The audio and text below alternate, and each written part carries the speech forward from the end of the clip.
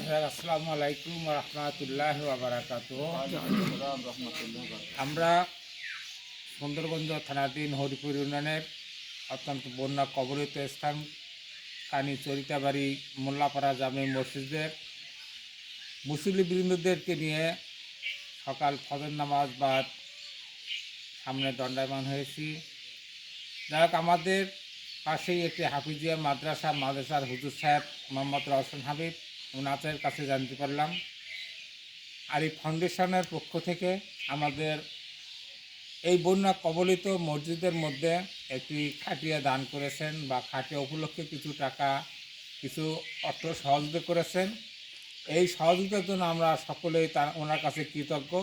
আমরা সকলেই ওনার জন্য দোয়া করি আল্লাহ পাক যেন ওনার দানকে কবুল করে নেন এবং আল্লাহ পাক তাকে নেক হায়াত দ্বারা দান করেন। আল্লাহ পাক যেন তাকে ইমানের হালতেই বাকি জীবনটুকু সালামত তৌফিক ইনায়াত করে দেন। আমরা সকলেই বলি আল্লাহুম্মা আমিন। আসসালামু আলাইকুম ওয়া রাহমাতুল্লাহি ওয়া বারাকাতুহু।